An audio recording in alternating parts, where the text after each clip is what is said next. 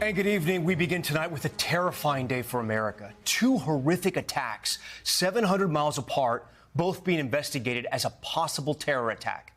They come as the war with Iran rages on amid fears of retaliation here in the U.S. Right now, there is currently no known connection between a deadly shooting at a Virginia University and an attack on a Michigan synagogue. But they have sent a chill across the country tonight.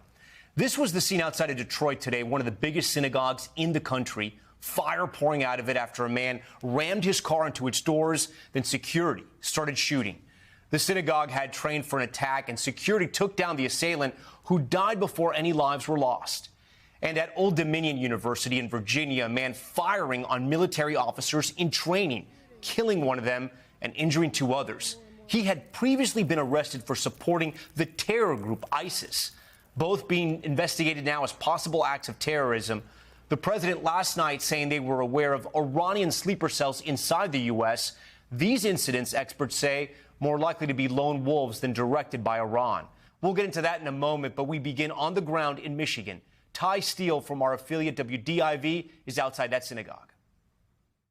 A terrifying scene at a Michigan synagogue today that's now being investigated as possible terrorism, according to the FBI.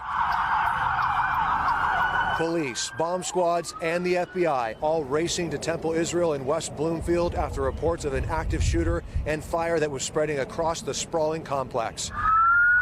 Authorities telling NBC News a man with a rifle drove a vehicle into the building with preschool in session. The suspect then managed to drive down a hall, but security guards working for the synagogue opened fire with the semi-automatic weapons. The suspect died. It's hard to say how fast. I mean, he was traveling with purpose and down the hall. Smoke seen billowing from the building is believed to be from a fire connected to the suspect's vehicle, which may have had explosives inside. You couldn't even see the hall was completely clear. We had to send people in with gas masks to clear that area. The sheriff says one of the security guards was taken to the hospital after being hit by the vehicle, but is expected to be okay. No Temple staff or children from the daycare or preschool were injured. They were all evacuated and hours later reunited with their families. The president spoke about today's incident. It's a terrible thing. We're going to be right down to the bottom of it. Law enforcement says it is ramping up security at all Jewish facilities in the area. Many were already on heightened alert after recent attacks against the Jewish community. From arson at a Mississippi synagogue to a car repeatedly ramming into a Chabad center in New York. And in December, the shooting on Bondi Beach in Australia at a Hanukkah celebration that killed 15 people. Temple Israel is one of the largest Jewish congregations in the entire United States, with more than 3,000 families. A rabbi there says they have had a plan in place in case any incidents like this one. And the sheriff says since the war with Iran began, they've been coordinating with law enforcement at all levels. We've been talking for 2 weeks about the potential, sadly, of this happening, so there was no lack of preparation. Tonight, the community is shaken. This is senseless. It's senseless. We have to be better than this. This is not okay. So that's all I want. Everyone to be okay. And with that, Ty Steele joins us now live from outside that synagogue. Ty, you spoke with residents in the area who took in people from the synagogue this afternoon. What did they tell you? That's right, Tom. 10 yards from where I'm standing right here, a homeowner was home at the time of the evacuation of that preschool. He took about 40 children into his garage and held them there for about 30 minutes until school buses arrived and took them to a safe location. He says he is so grateful that he was there to help. Tom, back to you. Ty Steele, our thanks to you. Now to the deadly shooting on a university campus in Virginia, being investigated as an act of terrorism. We're learning the suspect was once convicted of providing material support to ISIS. Ryan Nobles reports it was a student who stepped in to take him down. Tonight, the suspected terror attack playing out on a campus in Virginia. Old Dominion University on high alert after a shooter opened fire in a classroom. Reports of an active shooter in the building.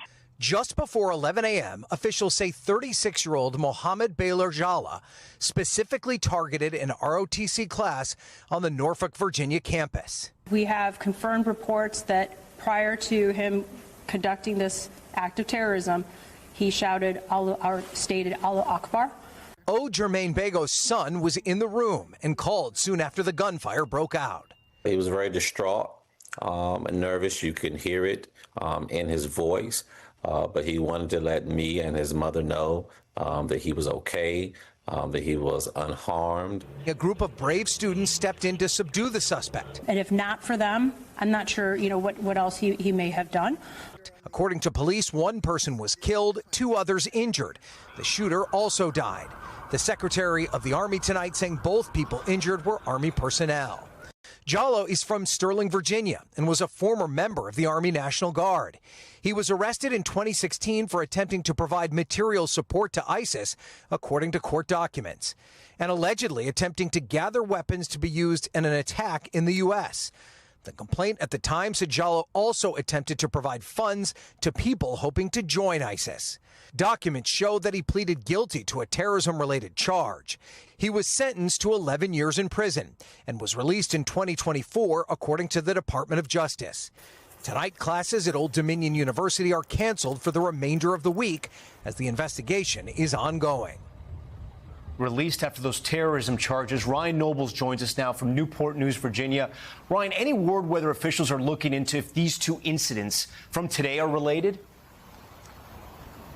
Tom, at this point, officials have said that they've not found any direct evidence that the 2 incidents are connected. And here in Virginia, they're trying to determine what the suspect's specific motives were. And they're asking the public for help. They want to know where he was before this incident, who he may have been talking to, and if anyone was feeding him information. Tom?